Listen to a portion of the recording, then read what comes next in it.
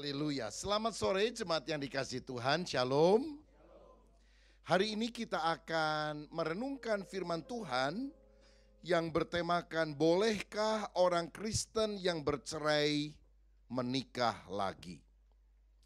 Sejak beberapa minggu yang lalu sosial media dihiburkan dengan berita keluarnya Bapak Ahok dari penjara. Sebetulnya keluarnya nggak jadi masalah, disambut dengan sukacita, tapi setelah itu ada pernyataan bahwa dia akan segera menikahi seorang wanita yang dulu adalah ajudan daripada istrinya, Ibu Veronica yang telah diceraikan.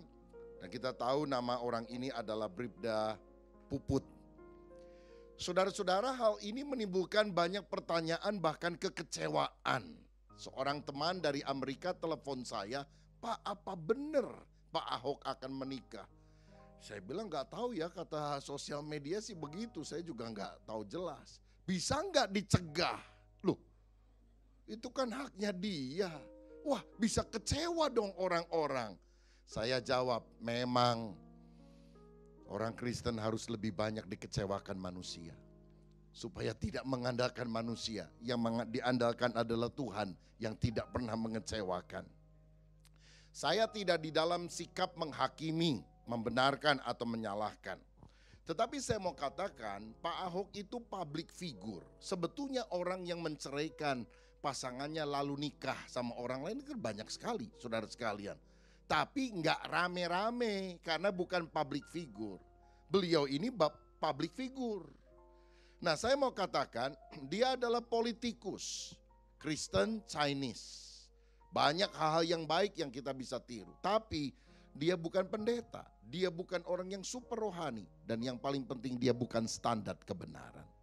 Karena itu kita itu kalau lihat orang tidak boleh lihat hitam atau putih. Dianggap benar semua, suci semua, atau hitam salah semua. Kehidupan Pak Ahok mungkin seperti kehidupan kebanyakan kita warna-warni.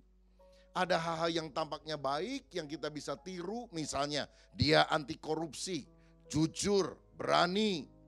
Ada masalah dia hadapi, masuk penjara, ayo, gak kabur ke luar negeri. Wah, ini kan sikap kesatria. Tapi kalau ada hal-hal yang tampaknya tidak cocok dengan firman, ya jangan diikuti. Nah, sekarang pertanyaannya adalah, bolehkah orang Kristen yang telah bercerai menikah kembali? Standar kita adalah Alkitab. Apa yang diajarkan Alkitab tentang hal ini? Saudara sekalian, kalau saya pelajari dalam Alkitab, pernikahan Kristen itu punya sifat monogami heteroseksual seumur hidup. Monogami artinya satu dengan satu. Satu laki dengan satu perempuan. Tidak boleh poligami. Satu laki beristri dua. Tidak boleh poliandri. Satu istri bersuami dua. Tapi harus monogami. Heteroseksual artinya lawan jenis. Ya, Adam dan Hawa, bukan Adam dan Hendra. Adam and Eve, not Adam and Steve. Lalu seumur hidup artinya hanya maut yang boleh memisahkan. Matius 19 ayat 6, apa yang telah dipersatukan oleh Allah tidak boleh diceraikan oleh manusia. Maliahi 2 ayat 16, Allah membenci perceraian. Karena itu janganlah orang tidak setia terhadap istri dari masa mudanya. Jangan salah baca. Bukan istri mudanya, tapi istri dari masa mudanya. Sekarang mungkin sudah tua, tapi tetap harus setia. Hanya kematian yang mengakhiri pernikahan tersebut. Saudara-saudara, berarti kalau pasangan sudah meninggal, baru boleh kawin lagi sama orang lain. Itu kan apa yang dikatakan Alkitab dan jelas. Tapi faktanya, perceraian itu terjadi juga di antara orang-orang Kristen. Kenapa hal ini bisa terjadi? Yesus bilang, karena kekerasan hatimu, kedegilan hatimu. Udah dikasih tahu ngotot, maunya ya maunya. Ya Tuhan bilang ya udah terserah. Jadi ini pasti bukan merupakan rancangan Allah yang semula, karena Allah tidak ingin adanya perceraian di antara orang yang percaya. Bahkan seandainya terjadi perselingkuhan yang dilakukan apakah oleh suami ataukah oleh istri, mestinya solusi yang dilakukan adalah pengampunan 70 kali 7 kali. Tetapi masalahnya sekali lagi, hati manusia itu seringkali tidak mau taat kepada firman. Bahkan bukan hanya masalah perzinahan, kasus-kasus yang lain juga seringkali memicu perceraian. Misalnya KDRT, kekerasan dalam rumah tangga. Masa kalau istri digebukin sama suami terus nggak boleh cerai? Ini kan membahayakan jiwanya. Ya memang saya tahu juga ada suami digebukan oleh istrinya. Ada, saudara sekalian ya. Istrinya ban hitam, karate, suami jual ban bekas, digebukin terus sama istri. Tapi kan jarang, lebih banyak suami yang menggebuki istrinya. Boleh nggak bercerai? Nah, di dalam kasus ini, bahkan dalam situasi paling abusive sekalipun yang membahayakan, yang dianjurkan hanyalah perpisahan dan bukan perceraian. Gimana bisa mengatasinya? Kalau perlu kumpulkan saksi, maksudnya bawa keluarga, saudara-saudara dihadapkan. Ini anak saya kok digebukin ini sama suaminya, anak kamu ini gimana? Ya mungkin bawalah adiknya yang paling besar, badan paling gede. Jangan berani sama kakak saya yang perempuan, hadapi saya. Gebrak meja kalau perlu. Oh pendeta gak boleh ngomong begitu ya. Itu saudara lebih ngerti lah saudara ya. Artinya dikasih tahu supaya ada efek jera. Supaya tidak dilakukan lagi pemukulan-pemukulan kepada istri tersebut. Dan bila terjadi lagi, kalau perlu tulis di atas segel, akan dilaporkan kepada polisi yang berhak menahan orang di dalam penjara karena kasus kekerasan itu. Karena sekarang kan sudah ada undang-undangnya, tidak boleh semena-mena melakukan kekerasan baik terhadap istri, anak dan sebagainya. Nah, jadi kalaupun itu dilakukan, maka tidak boleh cerai, melainkan pisah untuk sementara waktu. Sampai kalau keduanya itu merindukan satu dengan yang lain, menyadari kesalahan satu dengan yang lain, rujuk kembali sehingga keluarga dipulihkan. Walaupun memang dalam kenyataannya mengubah karakter itu ternyata sulit, saudara-saudara. Walaupun sudah pisah pun kadang-kadang kumat lagi. Tetapi kasus-kasus apapun sebetulnya tidak boleh membuat kita bercerai. Contohnya, tidak cocok karakternya satu dengan yang lain, ya nggak boleh cerai. Memang laki sama perempuan dalam pernikahan itu nggak ada yang 100% cocok. Tetapi justru perbedaan itu bukan untuk dipertentangkan, melainkan untuk saling melengkapi satu dengan yang lain. Ribut terus, nggak boleh cerai. Sakit, istrinya sakit atau suaminya sakit. Oh tidak bisa menjalankan fungsinya, ditinggalkan. Kan tidak boleh. Sampai maut memisahkan, setia selagi kaya atau miskin, muda sampai tua, sehat atau sakit, dalam segala kondisi kita memegang janji pernikahan. Ada masalah keuangan, utang banyak, gak punya duit, diceraikan. Ada uang abang sayang, tidak ada uang abangku tendang, tidak boleh saudara. Punya kebiasaan buruk, ngorok, diceraikan, gak boleh itu saudara-saudara ya. Berjudi, wah memang ini susah, tapi sebetulnya solusinya adalah perubahan karakter, bukan menceraikan pasangan. Tidak punya anak, tetap tidak boleh diceraikan. Tidak dibenarkan alasan-alasan apapun untuk bercerai. Karena perceraian menimbulkan efek yang negatif dalam berbagai aspek. Secara spiritual negatif, secara psikologikal negatif, secara sosial negatif, secara ekonomi juga negatif. Dan yang paling kena dampak negatifnya biasanya adalah anak-anak. Anak-anak akan menderita. Saya pernah dengar kisah sepasang suami istri berantem hebat saudara, pada anak sudah 5 loh. Dan ketika lagi puncak-puncaknya suami gebrak meja, dia bilang, sudah kita cerai saja, anak 1-2 ikut saya. Istrinya gak mau kalah, dia bilang emang takut dicerain, udah kita cerai. Anak 4 dan 5 ikut saya. Anak yang ketiga mendengar itu langsung syok, saudara sekalian. Sejak itu kepahitan karena dia nggak tahu ikut sama siapa, begitu. Yang kena dampak paling buruk adalah anaknya. Jadi apapun kasusnya tidak boleh cerai. Pertanyaannya sekarang, bagaimana kalau zina? Karena dalam Matius 5 ayat 32, Yesus sendiri berkata, tetapi aku berkata kepadamu, setiap orang yang menceraikan istrinya kecuali karena zina, ia menjadikan istrinya berzina. Dan siapa yang kawin dengan perempuan yang diceraikan, ia berbuat zina.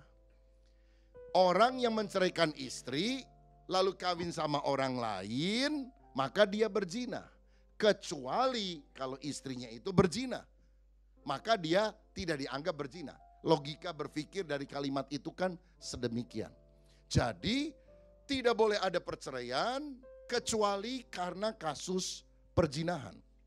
Nah, ayat yang paralel dengan itu adalah Matius 19 ayat 3 dan ayat 9. Saya bacakan.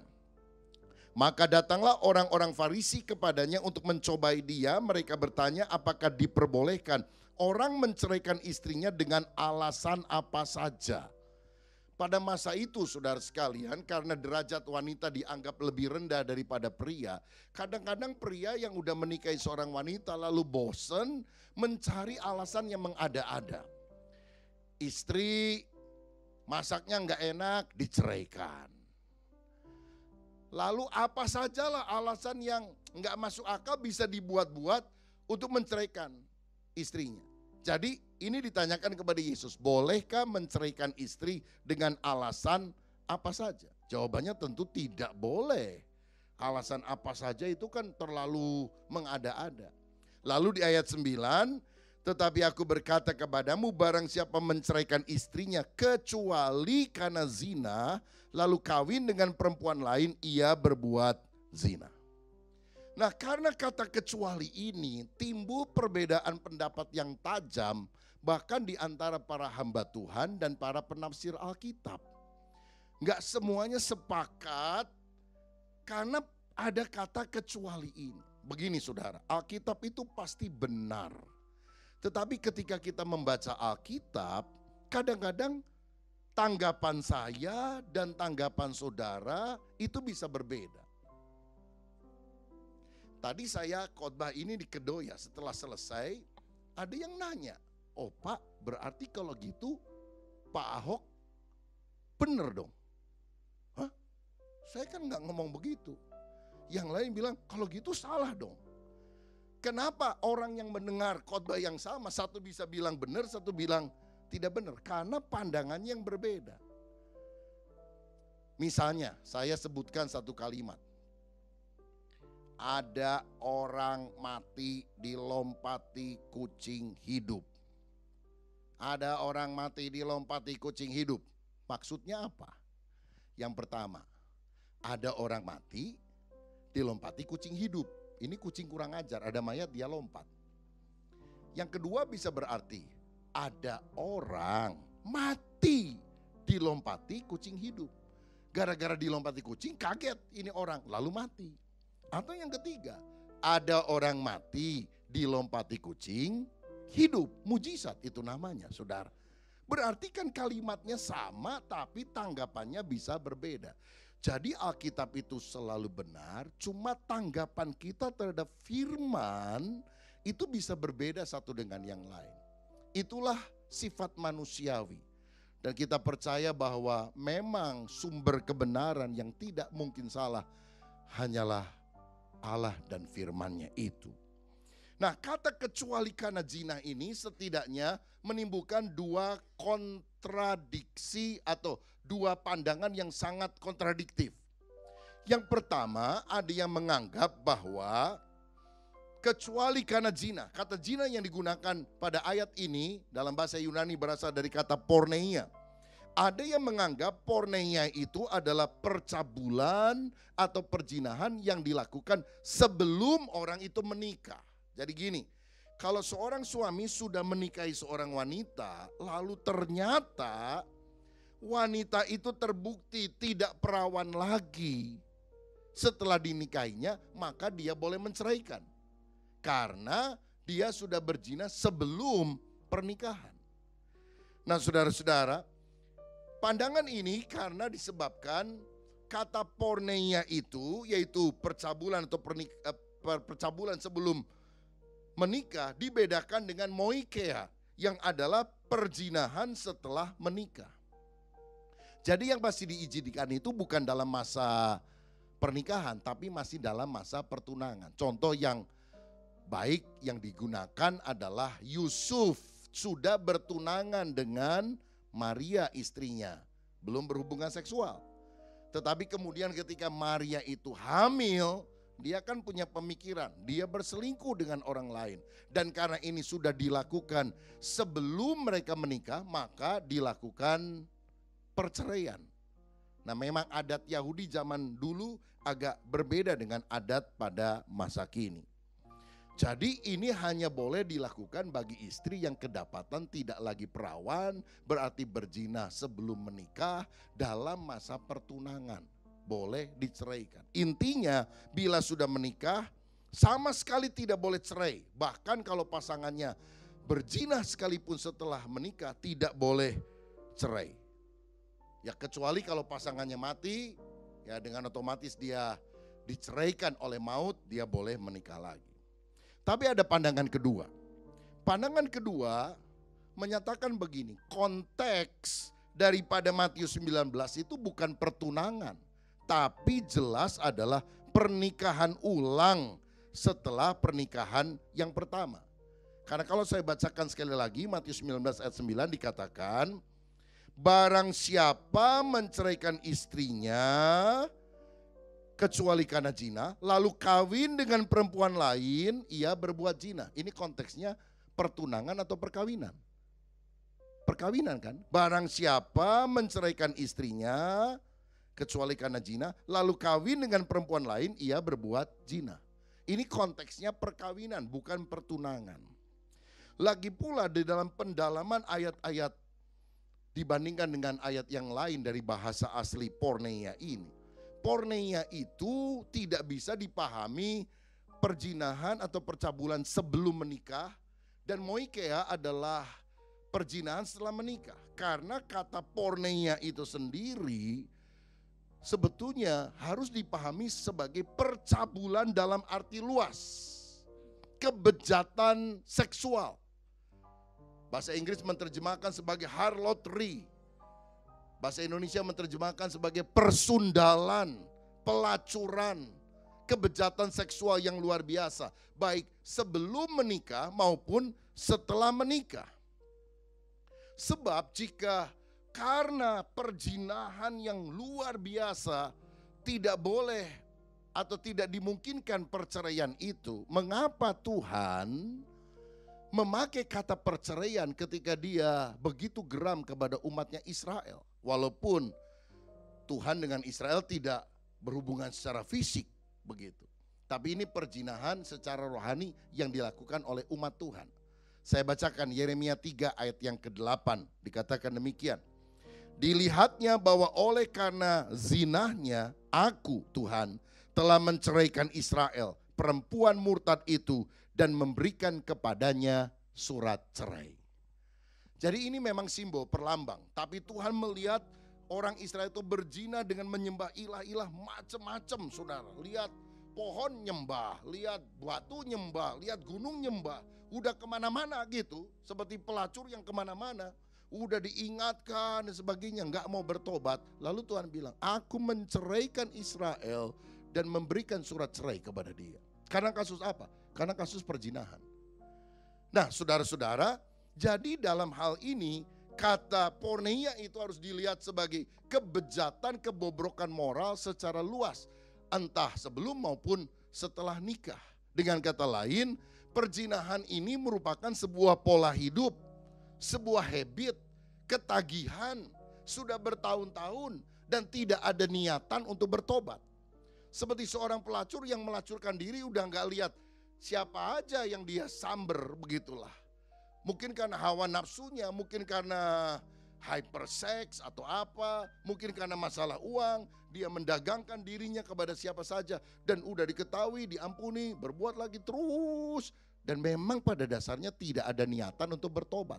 Pola hidup, habit, ketagihan, bertahun-tahun tidak ada niat untuk bertobat.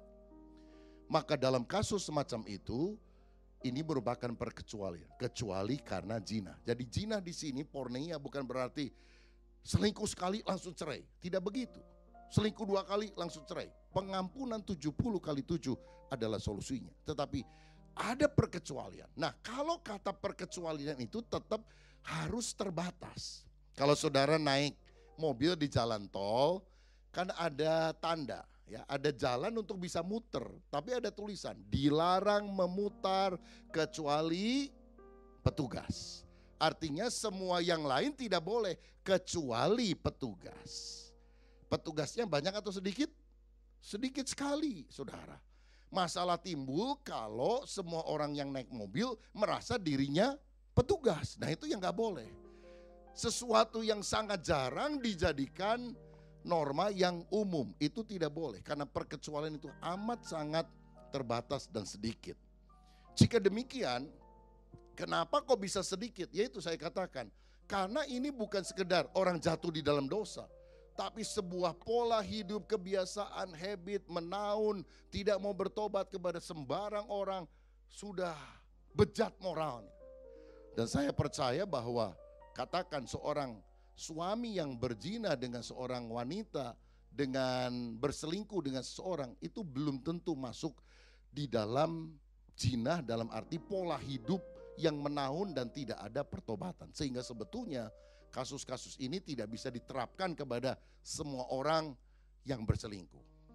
Nah, berarti dalam konteks kedua ini, bila pasangan berzina, pola hidup, bisa diceraikan dan kemudian dia menikah lagi. Barang siapa menceraikan istrinya kecuali karena zina, lalu menikah dengan perempuan lain, ia berbuat zina. Berarti kalau perempuan yang dinikahinya memang hidup dalam perzinahan, maka dia tidak tergolong dalam perzinahan, dalam pernikahan yang kedua. Nah, mungkin saudara bertanya, jadi sebetulnya apa kehendak Allah dalam kaitan dengan pernikahan ini?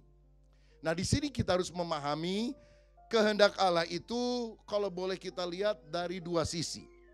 Perfect will of God dan yang kedua adalah permissive will of God. Apa bedanya? Perfect will of God, kehendak Allah yang sempurna adalah what God desire, apa yang Tuhan inginkan. Sedangkan yang kedua, permissive will of God adalah what God allow, apa yang Tuhan izinkan atau apa yang Tuhan biarkan. Saudara, kita harus ngerti begini, kehendak Tuhan itu ada kehendak yang sempurna yang dia inginkan. Berbeda dengan kehendak yang dia izinkan atau dia biarkan. Saya ambil contoh supaya lebih jelas. Misalnya, Israel itu jadi bangsa tanpa raja. Karena Israel itu adalah kerajaan teokratis. Tapi satu kali orang-orang datang minta raja diangkat di Israel kepada Nabi Samuel. Sampai Samuel itu marah bener, jengkel bener. Tapi Tuhan bilang jangan marah, yang ditolaknya bukan kamu, aku yang ditolaknya. Sudah, kamu ambil tabung tanduk berisi minyak urapan, urapi Saul menjadi raja. Loh, katanya Tuhan tidak setuju ada raja di Israel. Kenapa kok nabinya disuruh mengurapi? Itu bukan perfect will of God. Itu permissive will of God. Karena manusia mengeraskan hatinya, ya udah terserah. Tapi dia tidak mendapatkan berkat yang paling utama yang Tuhan rancangkan sebetulnya.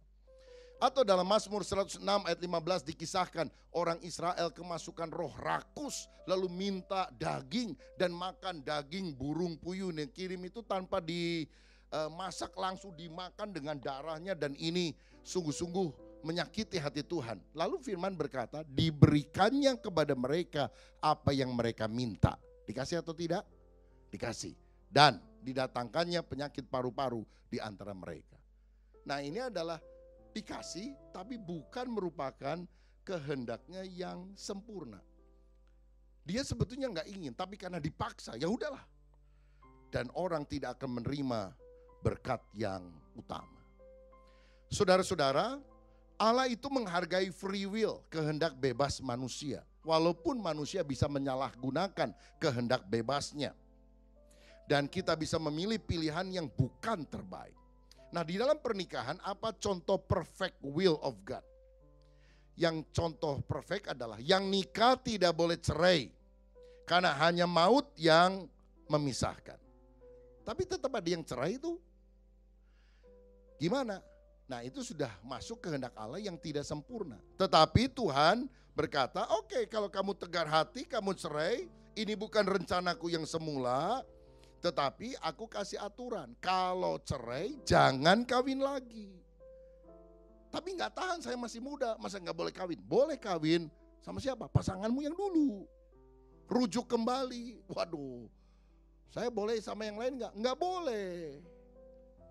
Saudara-saudara, atau kita melihat alasan cerai yang diizinkan juga bukan karena tidak cocok, tidak punya uang, tidak punya anak, tapi kecuali karena zina. Matius 19 ayat 9 tadi. Dan kita sudah pelajari bahwa zina yang dimaksudkan adalah porneia. Bukan jatuh di dalam dosa, tetapi percabulan kejahatan seksual yang menahun. Dan yang paling penting ini, tidak ada niatan untuk bertobat. Berarti bercerai dan menikah kembali sebetulnya bukan perfect will of God. Lagi pula kalau kita teliti ayatnya, yang boleh menikah lagi itu sebetulnya adalah pihak yang tidak bersalah, bukan pihak yang bersalah. Jadi begini, kalau ada seorang pria menceraikan istrinya karena dia yang berzina, suaminya yang berzina, lalu kawin sama orang lain, ini gak boleh saudara sekalian. Dia yang berzina, dia yang salah, dia ceraikan bini, dia kawin sama orang lain, gak boleh.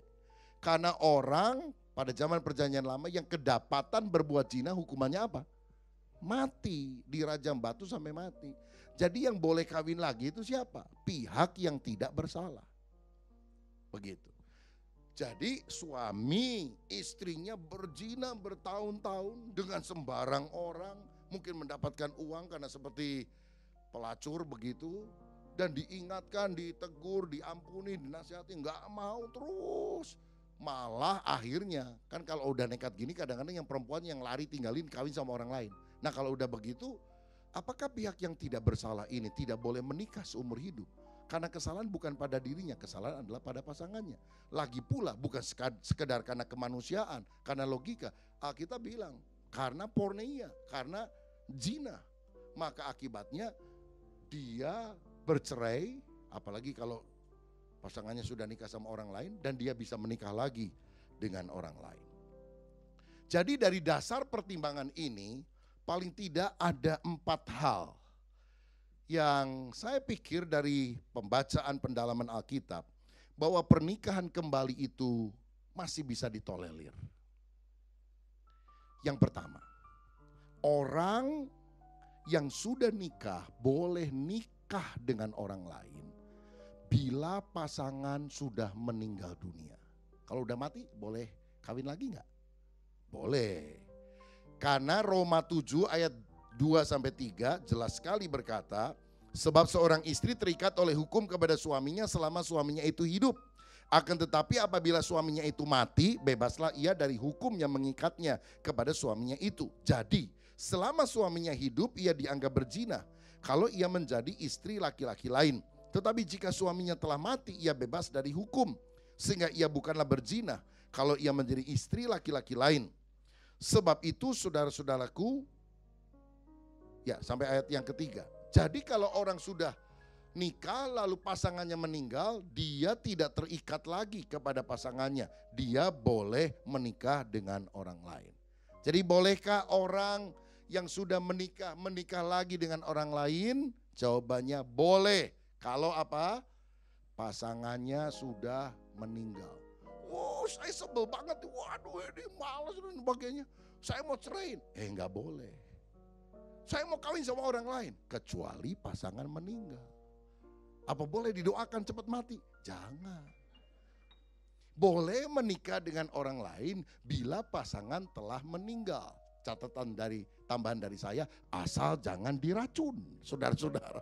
Kalau diracun, saudaranya dosa. Begitu. Yang kedua, pernikahan kembali bisa dipertimbangkan, bukan harus dilaksanakan. Bila pasangannya hidup terus-menerus di dalam perzinahan, porneia, hingga akhirnya terjadi perceraian. Dan bila terjadi perceraian, pasangan yang masih hidup sebaiknya tidak menikah lagi. Atau jika pasangannya yang pertama itu bertobat, dia bisa rujuk dengan pasangannya itu. Kenapa orang yang sudah menceraikan istrinya, jangan tergesa-gesa, gerasa-gerusu, terburu-buru nikah lagi dengan orang lain. Sebab masih ada peluang untuk rujuk, saudara. Jadi kalau begitu cerai langsung beberapa bulan kemudian nikah lagi, dia akan menutup kesempatan untuk rujuk itu kembali. Dan inilah hal yang sebetulnya sulit dibenarkan. Karena Tuhan ingin orang yang sudah cerai, oke lah, cerai itu bukan kehendak Tuhan. Aku nggak setuju cerai. Tapi kalau udah kamu cerai, ya udah, jangan menikah lagi. Seorang ibu datang, dia cerita suaminya itu penjudi. Wah, udah kesel banget lah. Boleh nggak saya ceraiin dia, Pak? Umur sudah hampir 50-an. Saya tanya terus terang sama ibu itu. Ibu mau nikah lagi sama orang lain? Oh enggak, saya mau cerai aja. Kalau nggak ada rencana nikah lain, udahlah urungkan aja niat. Begitu. Dan sebaiknya ya berdoa, berusaha dan sebagainya sampai akhirnya suami bertobat. Bukan menceraikan lalu mencari orang yang lain. Syukur dia mau menerima saran dan kemudian saya doakan. Tapi apakah semua orang bisa menerima pandangan saran semacam ini? Kalau orang hatinya keras tentu dia tidak mau. Tetapi memang sebaiknya tidak menikah lagi atau rujuk dengan pasangannya. Namun rujuk tidak bisa dilakukan bila yang bercerai itu sudah menikah lagi dengan orang lain. Saya bacakan Ulangan 24 ayat 1 sampai 4. Ulangan 24 ayat 1 sampai 4. Apabila seorang mengambil seorang perempuan dan menjadi suaminya, dan jika kemudian ia tidak menyukai lagi perempuan itu sebab didapati yang tidak senonoh padanya, lalu ia menulis surat cerai dan menyerahkannya ke tangan perempuan itu. Sesudah itu ia menyuruh dia pergi dari rumahnya, dan jika perempuan itu keluar dari rumahnya dan pergi dari sana, lalu menjadi istri orang lain.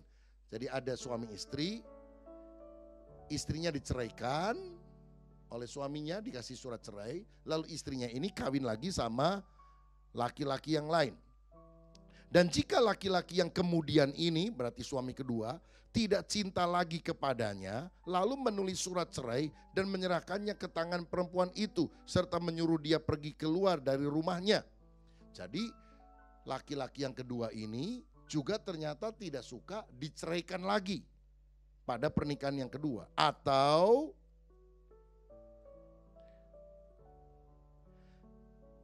jika laki-laki yang kemudian mengambil dia menjadi istrinya itu mati, ya, bahkan sampai mati sekalipun, maka suaminya yang pertama yang telah menyuruh dia pergi itu tidak boleh mengambil dia kembali menjadi istrinya setelah perempuan itu dicemari, sebab hal itu adalah kekejian di hadapan Tuhan. Janganlah engkau mendatangkan dosa atas negeri yang diberikan Tuhan Allahmu kepadamu menjadi milik pusakamu. Jadi kalau udah cerai, lalu ini sudah kawin sama orang lain, lalu suami yang kedua itu menceraikan dia lagi atau bahkan mati, dia nggak boleh balik lagi.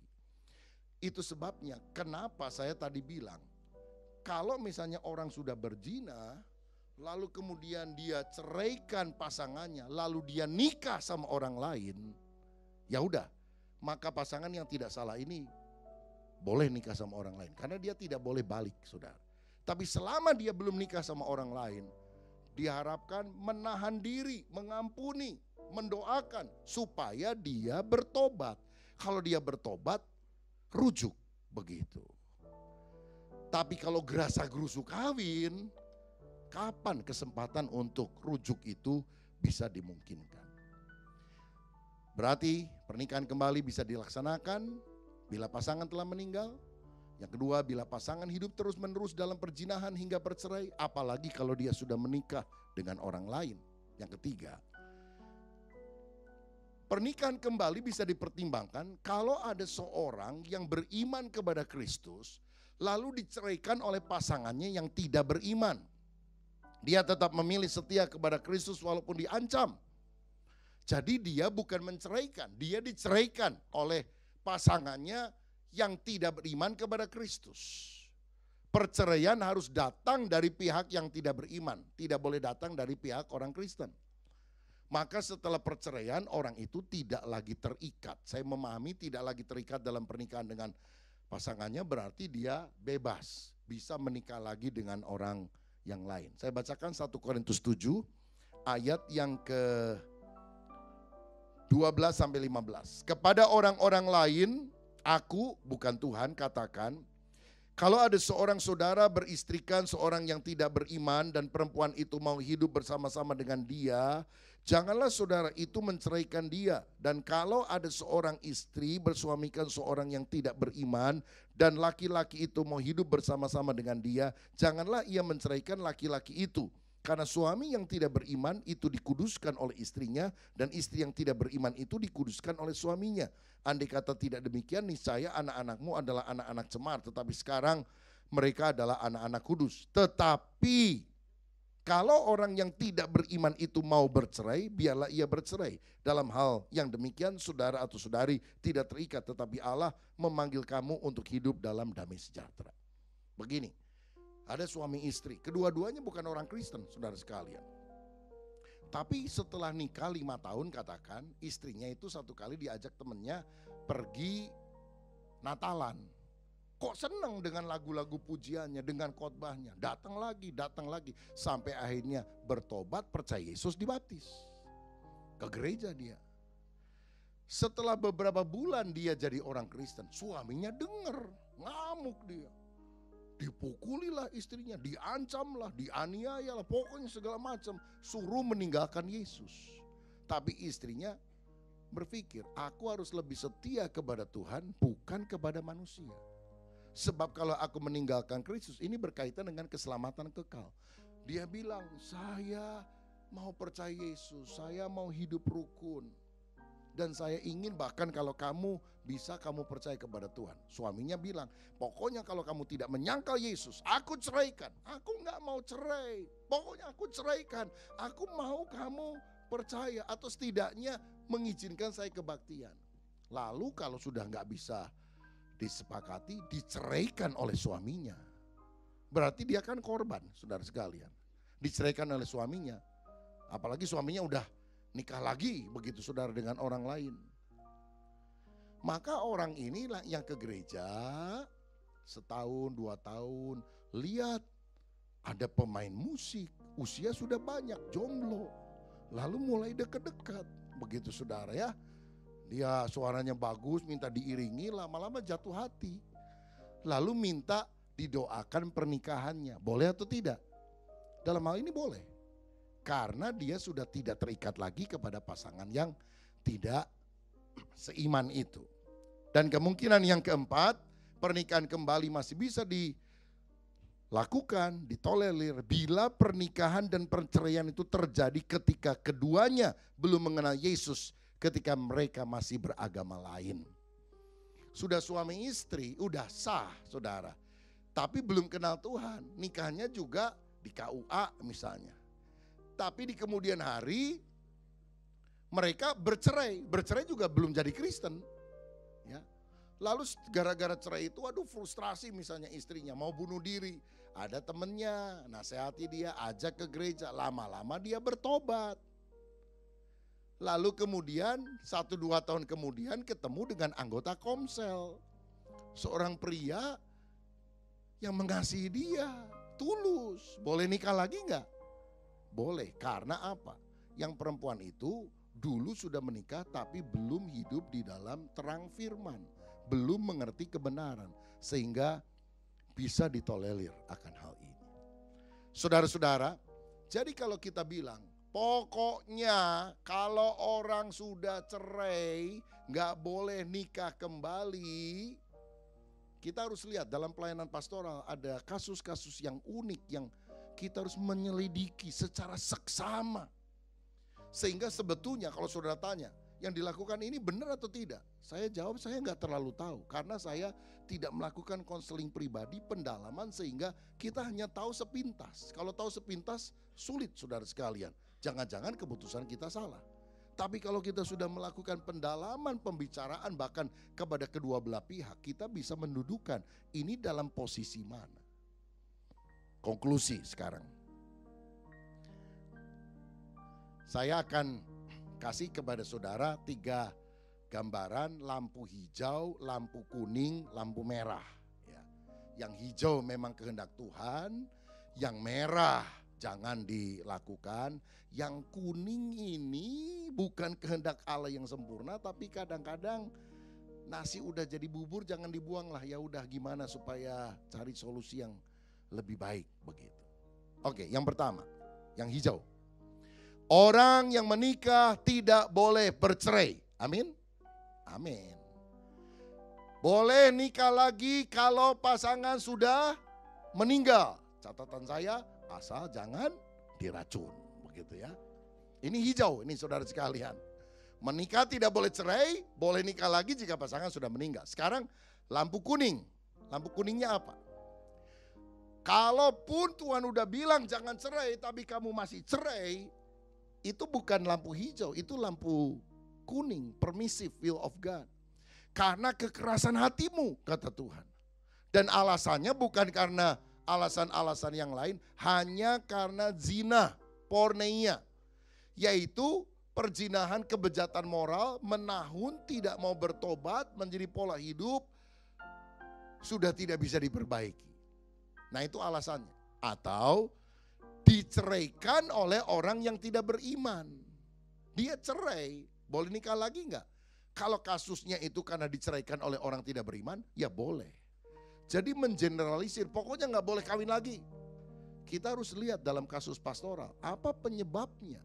Sebab kalau tidak, saya percaya perceraian adalah dosa. Tapi saya juga percaya bahwa perceraian bukan dosa yang tidak terampunkan. Allah itu adalah Allah yang penuh kasih karunia. Anaknya bisa salah. Jangan sengaja berbuat salah. Tapi kalau sudah salah, selalu ada kasih karunia yang Tuhan mau berikan supaya orang itu bertobat kembali pada jalan yang benar. Tetaplah dalam keadaanmu semula ketika engkau dipanggil oleh Tuhan. Contoh, di suku-suku terasing itu biasanya kepala suku istrinya bukan satu loh saudara. Istrinya banyak. Atau jangan begitulah, Pak Haji istri 4, sah kan? Lalu jadi Kristen, mana yang harus diceraikan? 3 yang lain harus diceraikan. Yang pertama, padahal yang membawa dia kepada Kristus yang paling muda. Nah ini kan sulit saudara sekalian. Dalam percakapan pastoral ada kasus-kasus yang rumit. Yang kadang-kadang kita juga gak paham. Ya jadi doa aja. Nah paling ini jadi gak enak juga. Ternyata waktu dia ke gereja Pak Haji dengan 4 istri. Begitu saudara sekalian. Waduh gimana menjelaskannya? Ya udah terima keadaan apa yang ada. Tapi kalau kejadian semacam itu kan langka. Mungkin istri yang pertama gak mau lagi karena suaminya udah percaya kepada Yesus. Dianya gak mau percaya. Dia cerai.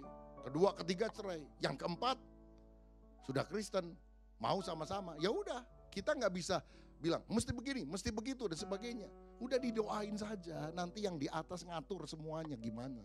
Begitu saudara. Ya. Kalau 4-4-nya nggak mau diceraikan gimana? Ya udahlah, karena udah terjadi hal semacam itu. Maksud saya, nasi sudah jadi bubur. Kita nggak bisa. Ini harus cerai, ini harus cerai, ini harus. Wah, saudara, udah punya anak-anak, bagaimana dampaknya? Saya mau bilang, kalau orang sudah melanggar firman, jadi ribet, saudara. Saudara dengar penjelasan ini, ternyata ribet juga ya. Karena ada begitu lihat judul, ada orang yang konteks saya, Pak tolong kasih jawaban, bolehkah orang Kristen yang sudah bercerai menikah kembali? Kan jawabannya gampang, cuma boleh atau tidak. Apa jawabannya Pak? Katanya. Sebelum khotbah ini nih saudara sekalian, apa jawabannya? Saya nggak bisa ngomong boleh atau tidak karena ternyata dari penjelasan ini ada banyak varian-varian yang kita lihat tidak melanggar firman, saudara-saudara. Tapi kita harus mendudukkan pada proporsi yang seharusnya. Nah, berarti cerai terjadi karena kekerasan hati, alasannya hanya karena zina, porneia, tidak mau tobat, bertahun-tahun hidup dalam kebejatan moral, atau diceraikan oleh pasangan yang tidak beriman. Cerai sebaiknya tidak menikah lagi. Kalau mau nikah lagi ya rujuklah dengan pasangan semula. Kecuali pasangan sudah nikah lagi sama orang lain, kan gak mungkin rujuk. Atau pasangannya memang hidup terus menerus di dalam perzinahan, dan udah gak tahu dia kawin atau enggak, udah gonta ganti dan sebagainya, udah kacau hidupnya. Nah, sehingga hal ini walaupun bukan lampu hijau, lampu kuning ditolerir. Lampu merah yang tidak boleh menceraikan pasangan karena tidak cocok. Tidak boleh cerai karena tidak ada anak. Tidak boleh cerai karena nggak ada uang. Tidak boleh cerai karena kekerasan dalam rumah tangga. Paling perpisahan sementara menunggu dia bertobat. Atau tidak boleh cerai karena ngebet pengen kawin sama orang lain, saudara-saudara. Nah, ini nggak boleh. Jadi konklusinya yang boleh itu dengan siapa? Kawin lagi. Kawin lagi oke bila pasangan sudah mati. Kawin lagi oke bila mantan sudah nikah lagi dengan orang lain sehingga tidak dimungkinkan rujuk. Atau pasangan berzina terus menerus tanpa pertobatan. Atau dulu pernikahan dan perceraian sudah dilakukan di luar iman, di luar kebenaran. Dengan demikian masih ada dasar-dasar untuk kita bisa melakukan doa pernikahan. Saya berdoa dengan penjelasan ini Bapak Ibu Saudara bisa mulai menangkap, sehingga kalau ada kasus-kasus orang udah cerai, mau nikah, mau diberkati di gereja atau di rumah kah dan sebagainya. Lihat ini saudara-saudara. Kalau bukan karena kasus perzinahan, sebaiknya kita tolak. Tapi kalau karena kasus porneia dan benar-benar diselidiki seperti itu, mungkin masih bisa ditolerir. Tapi bagaimanapun juga, itu bukan kehendak Allah yang lampu hijau. Itu adalah sesuatu yang bukan kehendak Allah yang sempurna. Kalau kita mau hidup di dalam damai sejahtera, kebenaran, tidak ribet, menikahlah sekali, setia sampai mati. Tuhan Yesus memberkati. Amin. Mari kita bangkit berdiri, kita berdoa. Bapa kau setia, Bapa kau mulia. Bapa kau setia, Bapa kau mulia. Tenanglah jiwaku, aman bersamamu. Lebih dari kita minta agar kita juga menjadi orang-orang yang setia. Godaan, tantangan begitu banyak. Mintalah pertolongan Roh Kudus untuk kita hidup di dalam kebenaran. Bahkan kalau ada di antara kita yang pernah bersalah, berdosa bahkan, mari kita balik pada jalan kebenaran. Bapa yang setia tetap akan menunjukkan kasih setianya bagi orang yang bertobat, sehingga kita memulai kehidupan baru di dalam Tuhan. Siapa di antara kita yang mau meneladani Bapa Sorgawi yang setia dan menjadi orang yang setia sampai selamanya? Mari angkat tanganmu dan katakan kepada Tuhan, Kau tunjukkan kasih setiamu, Kau menyediakan. Kita akan persiapkan diri juga untuk perjamuan kudus. Saya mohon Bapak Pendeta Suwito Hartanto